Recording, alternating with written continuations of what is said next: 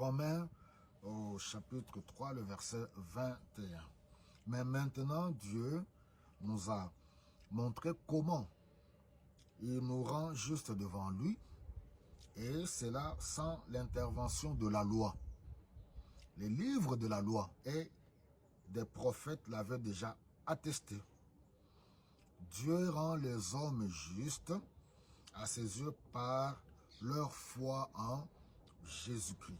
Il le fait pour tous ceux qui croient au Christ, car il n'y a pas de différence entre eux.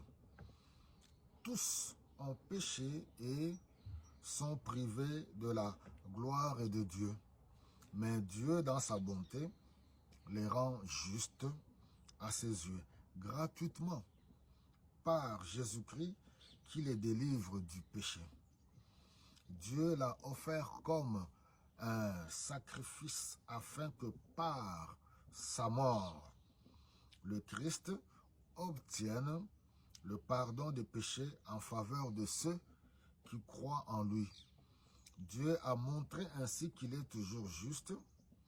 Il était autrefois quand il a patienté et laissé impunis les péchés des hommes. Il est dans le temps présent puisqu'il veut à la fois être juste et rendre juste tous ceux qui croient en Jésus-Christ. Nous continuons ce travail où nous annonçons la bonne nouvelle du pardon de péché par la foi en Jésus-Christ. Et que la loi elle-même ne peut pas nous apporter le salut. Et que la loi, elle est sainte, le commandement est bon.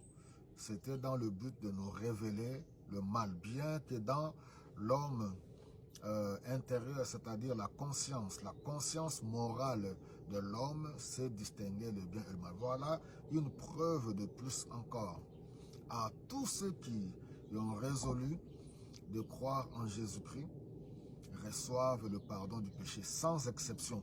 Tous ont péché.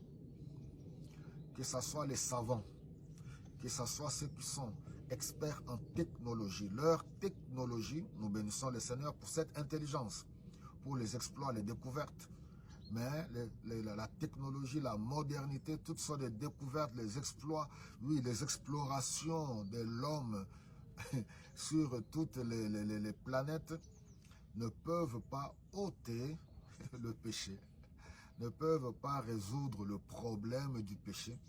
Le problème du péché qui a amené la dégradation de l'humanité, la perversité, l'immoralité, la méchanceté, le mal, la haine, les guerres, voilà, et voilà même, comme conséquence, nous voyons dans Romains au chapitre 6, voilà, le salaire, quand on dit voilà, 6, 23, car le salaire du péché, c'est la mort, et le don gratuit de Dieu, c'est la vie éternelle en Jésus-Christ. Pourquoi refuser ce don gratuit? Vous savez, tout travail, tout exercice, tout travail effectué mérite un salaire, une activité quelconque doit être rémunéré. Quand on va au travail, après X temps, on est rémunéré en fonction du travail effectué.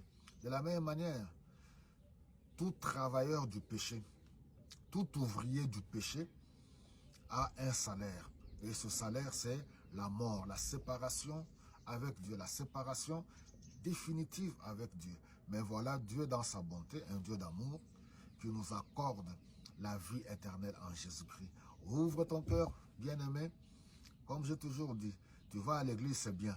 Tu écoutes des cantiques, entre guillemets, chrétiens, c'est bien.